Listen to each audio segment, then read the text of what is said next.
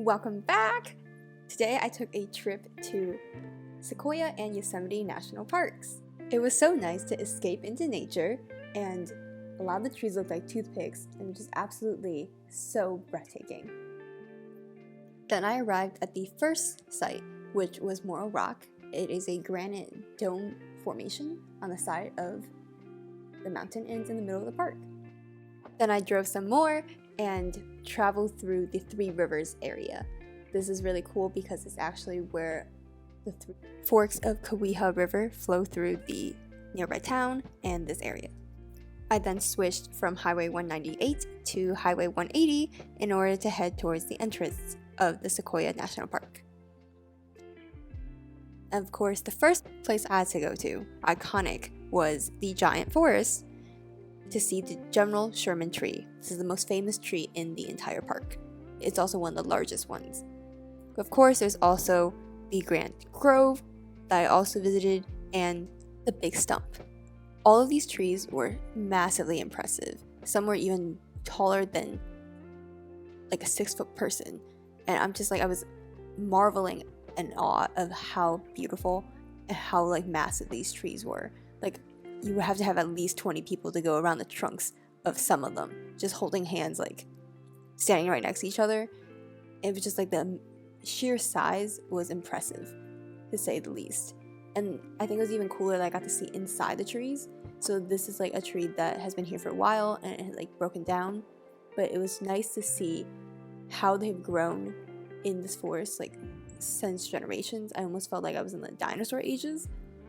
There were even tunnels carved out of the trunks of fallen trees, and a fun fact I learned was that sequoias, like many other redwoods, require fire to spread their seeds. And then I drove 138 miles for approximately 3 hours to go to Yosemite National Park.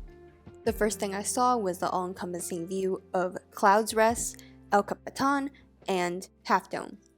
El Capitan is the main mountain in the park, and it's iconic because it's 3,000 vertical feet of granite, and Half Dome is known for rising a mile above the valley. At night, I stayed in a tent encampment, and the next morning woke up bright and early to visit the Merced River and Verna Falls. I then hiked back down to visit the Yosemite Falls trailhead. It was great to get a good workout in while enjoying some nice sights and recharging in nature. I then ended the day by doing a light hike on the floor of the mountain range in the park and just enjoying the breeze through the grass. I thoroughly enjoyed walking around, just being lost in my own thoughts and enjoying the nature. It was really nice to be surrounded by so much beauty and history, and I really enjoyed learning about all the different artifacts and different rock formations. Heading back to my hotel after a long day of hiking, I really thought this was very extensive hotel. There was even a cute kitchen area and a balcony with a view of the rushing river. Super relaxing to fall asleep to this at night. It was definitely interesting to go from living in a fancy tent the night before to living in a hotel room in El Portal, especially since this hotel room even had a jacuzzi. Part 2 of my trip was to drive 3.5 hours to go to the city of San Francisco. This is driving across the bridge, entering the city, super excited.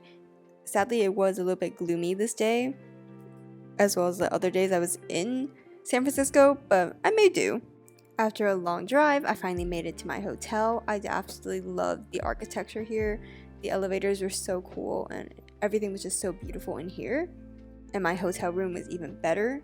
I really could feel the contrast between living in the parks versus moving more into the city. It was a completely different world. Everything was so well put here. Art was displayed in every room, so much technology, and of course, the breathtaking view of the city. I did stay in the financial district, so there weren't many other people mingling around, and it was also a weekend to be fair, but still very nice views.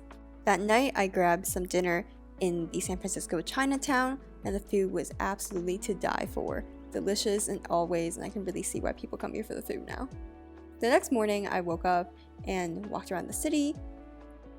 I saw this beautiful church and also got to just explore and walk around and see all the cool buildings.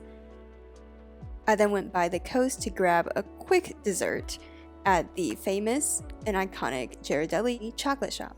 Ice cream here was delicious as well, and the view on the side of the beach and looking towards the pier was also super nice, and I even got to see in the distance the Golden Gate Bridge.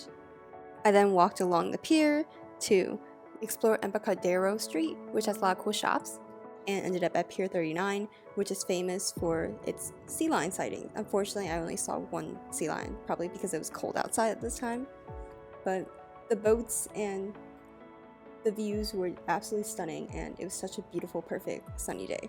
To see a more bird's eye view of the city, I went up to Koi Tower on the top of Telegraph Hill, and I got to see in the distance the city and the pier I just came from, as well as Albatross Island, more commonly known as Albatross Prison, because it housed the famous convicts of Al Capone and George Machine Gun Kelly. I then walked along this beautiful path and really got to experience the nature in the city of San Francisco, and then I drove to the Palace of Fine Arts.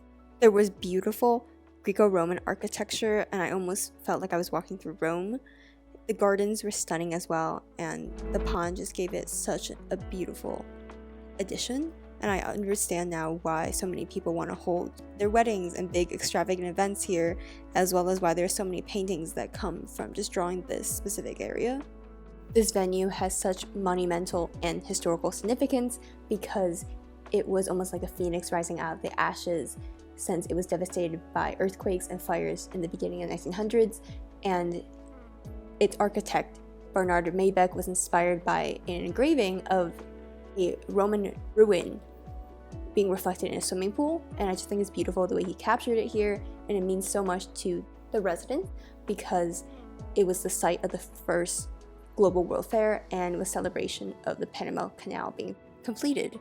I then went and visited the Painted Ladies on Steiner Street. These are very cool Victorian houses that have been here for generations, and some of them have been remodeled, but for the most part, their architectures remain the same. I followed this up with a visit to the Legion of Honor Museum, where there was a special exhibit showcasing gCoope's pieces, and it was called Couture Fantasy, and she was known as one of China's first coutures, and this just shows all of her different designs and captured the botanical world as well as imperial China and European influences being infused together. The pieces were absolutely beautiful and were art pieces in themselves that definitely fit in with the whole vibe there. I think it was really interesting to see how her designs progressed as she grew older and how they changed when she was working for Paris Fashion Week compared to Beijing Fashion Week. I think it was just different how the two stood out in their own unique ways. It was also so detailed, and it had descriptions of how the dresses were made, and some of them took so many hours and months. But this was my trip to San Francisco as well as Yosemite and Sequoia. Thanks for watching.